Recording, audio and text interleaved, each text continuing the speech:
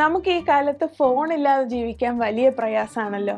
ഫോണിൽ ചാർജില്ലാത്ത സമയം കറണ്ടും ഇല്ലെങ്കിൽ നേരം തള്ളി നീക്കാൻ വലിയ ബുദ്ധിമുട്ടായിരിക്കും. അങ്ങനെയുള്ള സമയത്ത് ഉപയോഗിക്കാൻ കഴിയുന്നതാണ് ഈ പവർ ബാങ്ക്. ഇപ്പോൾ നല്ല ആവശ്യം വരും, അതൊരു യാഥാർത്ഥ്യമാണ്. ഇങ്ങനെ ചില സാധനങ്ങൾ ഞാൻ ഈ അടുത്തായി ഉപയോഗിക്കുന്നത് നിങ്ങൾക്ക് പ്രയോജനപ്പെടുമെന്ന് തോന്നിയത് കൊണ്ട് കാണിക്കാമേ.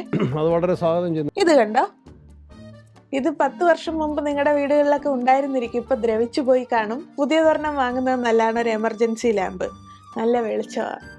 ഇത് ഇന്ദിരാക്കട്ടിന്റെ സമയത്തും രാജീവ് കട്ടിന്റെ സമയത്തും ഒക്കെ വെളിച്ചം തരും. അനാവശ്യമായിട്ട് വൈദ്യുതി ഉപയോഗിക്കുന്ന ആഡംബര വിളക്കുകൾ ഒഴിവാക്കണം. വേറൊരു അടിപൊളി ഐറ്റം ഉണ്ട്, ഇത് പോർട്ടബിൾ ഫാൻ. വീട്ടിൽ കുഞ്ഞുങ്ങൾ ഉള്ളവരാണെങ്കിൽ ഇതിന്റെ വില നന്നായി മനസ്സിലാവും. നല്ല കൂളിംഗ് ആണ്. ഇത് ഓൺ ചെയ്ത്, ഇത് നേരത്തെ ചാർജ് ചെയ്ത് വെച്ചാൽ കറണ്ട് ഇല്ലാത്ത സമയത്ത് ഓൺ ചെയ്ത് ഇങ്ങനെ പിടിക്കുമ്പോൾ നല്ല കാറ്റ് കിട്ടും. നല്ല തണുത്ത കാറ്റുണ്ടല്ലേ. ഇതെല്ലാം നമുക്ക് കറണ്ട് ഉള്ളപ്പോൾ ചാർജ് ചെയ്ത് വെച്ചാൽ മാത്രമേ ഉപയോഗിക്കാൻ പറ്റൂ. പ്രത്യേകം ഓർത്തോണം, നന്നായി സൂക്ഷിക്കണം. ഒരു 5 കൊല്ലത്തേക്ക് വേണ്ടി വരും. കറണ്ട് പോയാലും നമുക്ക് എന്തെങ്കിലും നോക്കാം, പോകാതിരിക്കാം, പ്രാർത്ഥിക്കാം, പ്രവർത്തിക്കാം. ഇനി നല്ല കാശുള്ളവരാണെങ്കിൽ ഇൻവെർട്ടർ വാങ്ങി വെക്കുക. അങ്ങനെയുള്ളവർക്ക് ഈ പറഞ്ഞതൊന്നും ബാധകമല്ല. ചില കാര്യങ്ങൾ നമുക്ക് ചെയ്യാവുന്നതാണ്. AC ഉള്ളവർ 27 ഡിഗ്രിയിൽ താഴെ പോകാതെ ഉപയോഗിക്കുക. AC ഇല്ലാത്തവർ അത് ചെയ്യണ്ട. ഇസ്തിരിപ്പെട്ടി, ഇൻഡക്ഷൻ കുക്കർ, വാഷിംഗ് മെഷീൻ തുടങ്ങി കറണ്ട് കൂടുതൽ വേണ്ട ഉപകരണങ്ങൾ പീക്ക് സമയത്ത് ഉപയോഗിക്കാതെ നോക്കുക. കൂടുതൽ വീടുകൾ വന്നു, കൂടുതൽ സ്ഥാപനങ്ങൾ വന്നു. അപ്പോൾ വൈദ്യുതി ഉപയോഗിക്കുന്ന ഇലക്ട്രിക് വെഹിക്കിൾസ് വന്നു, കൂടുതൽ എയർ കണ്ടീഷണറുകൾ വന്നു, വീടുപകരണങ്ങൾ വന്നു. അവരെല്ലാം വൈദ്യുതി ഉപയോഗിക്കുകയാണ്. പ്രതിസന്ധിയുണ്ട്, ശരിയാണ്. 4500 മെഗാവാട്ടാണ് ഇപ്പോൾ വേണ്ടി വരുന്നതെന്ന് മന്ത്രി പറയുന്നു. കഴിഞ്ഞ വർഷം നമ്മുടെ ആവശ്യം 3500 മുതൽ 3600 വരെ മെഗാവാട്ടായിരുന്നു. ഇപ്രാവശ്യം അത് 4700 മുതൽ 4800 വരെയായിട്ട് ഈ 2026 വർദ്ധിച്ചു. പക്ഷെ 6000 മെഗാവാട്ട് ആവശ്യമുണ്ടായിരുന്ന ഒരു സന്ദർഭം ഉണ്ടായിരുന്നു.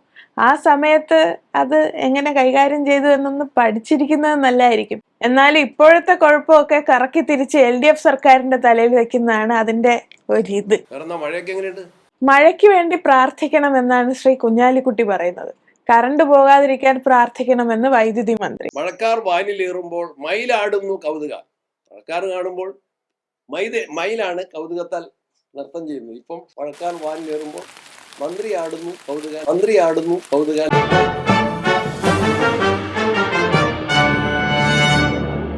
ഓക്കെ, അപ്പം നമുക്കിന്ന് പറയാനുള്ളത് കേരളീയർ എന്ന നിലയിൽ നമ്മൾ എത്ര ഭാഗ്യമുള്ളവരാണെന്നാണ്. നമുക്ക് പ്രശസ്തി നേടിത്തന്നതും അഭിമാനിക്കാനുള്ള വകയുമുള്ളതായ ചില സംഭവങ്ങൾ കഴിഞ്ഞ ദിവസങ്ങളിൽ നടന്നല്ലോ.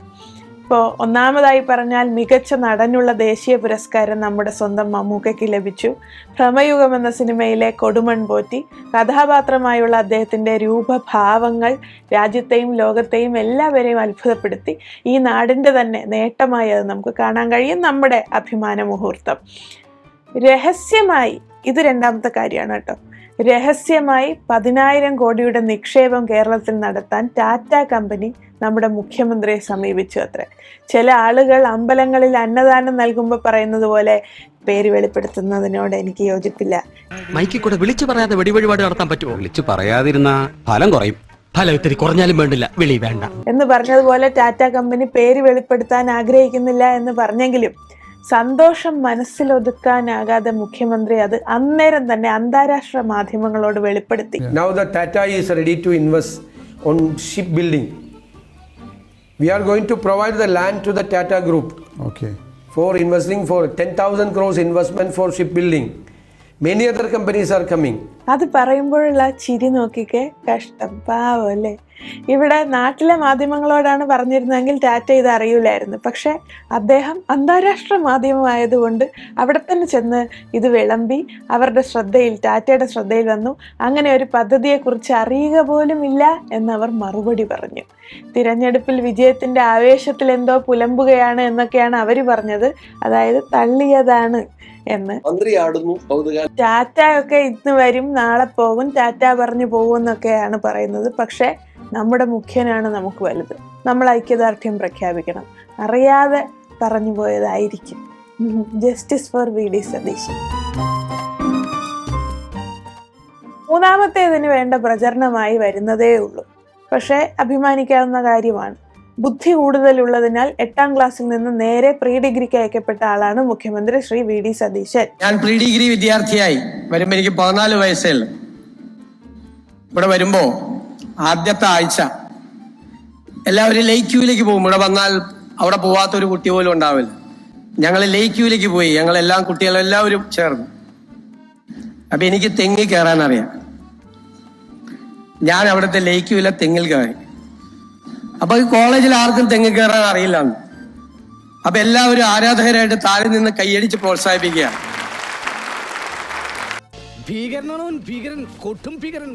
മുൻപുള്ള ഒരു മുഖ്യമന്ത്രിമാർക്കും അവകാശപ്പെടാനില്ലാത്ത ഒരു പ്രത്യേകതരം ചരിത്രമുള്ള ആളാണ് നമ്മുടെ മുഖ്യമന്ത്രി. ഇത് ഉടൻ ഗിന്നസിൽ വരും എന്നാണ് കരുതുന്നത്. ഇനിയുള്ള കാര്യങ്ങൾ ശ്രദ്ധിച്ചു കേൾക്കണം. നമ്മുടെ ആരോഗ്യമന്ത്രി കുറച്ച് ദേഷ്യത്തിലാണ്. ആശുപത്രികളിൽ പൊതിച്ചോർ വിതരണം സംഘടനകൾ ബാനറൊക്കെ കെട്ടി നടത്തുന്നത് അടിയന്തരമായി നിർത്തണം എന്നാണ് അദ്ദേഹം പറയുന്നത്. അദ്ദേഹത്തിന് അത് തീരെ പിടിക്കുന്നില്ല. പാർട്ടിയുടെ പേരും കൊടിയും വെച്ചിട്ടല്ല. അത് പ്രശ്നമുണ്ട്, തെറ്റാണത്. അങ്ങനെ തെറ്റാണ്, അത് സർക്കാർ സമ്മതിക്കില്ല. അത് ഞാൻ പറയാം, രാഷ്ട്രീയ പാർട്ടികളുടെ ബേസിലല്ല സഹായിക്കേണ്ടത്. ഒരു കാരണവശാലും ഹോസ്പിറ്റലിൽ അത് സമ്മതിക്കില്ല. അത് തന്നെ ആ തീരുമാനം UDF സർക്കാരിന്റെ തീരുമാനമാണ്. എന്താ കാര്യം? പ്രത്യേകിച്ച് കാര്യം വേണോ?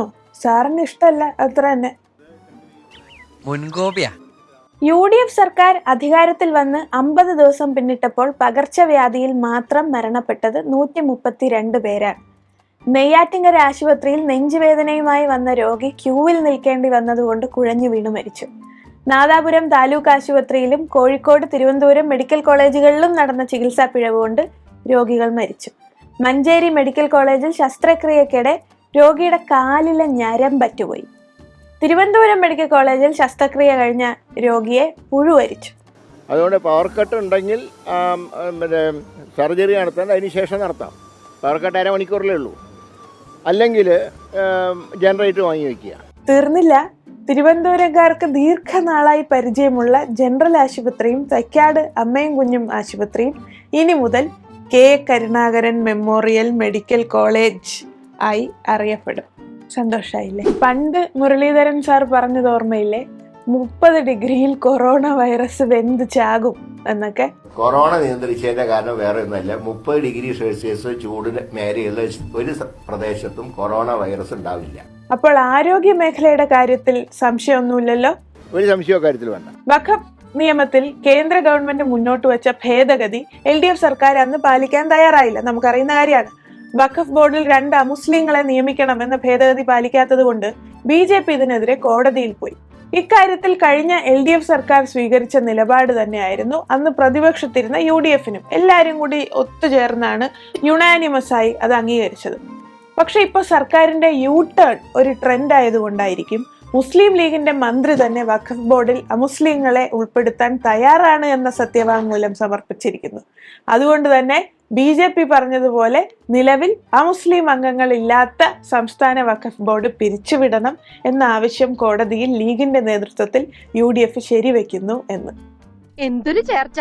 ഒരമ്മ പെറ്റ ആളിയന്മാരാണെന്നേ പറയൂ. BJP ഇച്ഛിച്ചതും UDF-ഉം മുസ്ലിം ലീഗും കൽപ്പിച്ചതും ഒന്ന് തന്നെ എന്നാണോ ഈ പറഞ്ഞു വരുന്നത്? അങ്ങ് അമേരിക്കയിൽ വെച്ച് അർജന്റീനയും സ്പെയിനും തമ്മിൽ ഫൈനൽ മത്സരം നടക്കുന്നത് കൊണ്ട് തൊട്ടടുത്ത ദിവസം വിദ്യാലയങ്ങൾക്ക് അവധി കൊടുത്ത നാടാണ് കേരളം. ഈ സമയത്ത് സ്വന്തം MLA ഒരു മൂലം വള്ളംകളിക്ക് പ്രാദേശിക അവധി ചോദിച്ചപ്പോൾ അതിന് നല്ല മറുപടി കൊടുത്ത ആ സന്ദർഭവും ആ പ്രിയങ്കരനായ MLA ശ്രീ റജി ചെറിയാനെയും ഓർമ്മിച്ചു പോകുന്നു. കുട്ടനാട് താലൂക്കിന് പ്രാദേശിക അവധി അനുവദിക്കണമെന്ന് അഭ്യർത്ഥിക്കുന്നു. മൂലം വള്ളംകളി ദിവസം കുട്ടനാട് താലൂക്കിന് പ്രാദേശിക അവധി അനുവദിക്കുന്ന കാര്യം സർക്കാർ പരിശോധിച്ച് തീരുമാനിക്കുന്നു.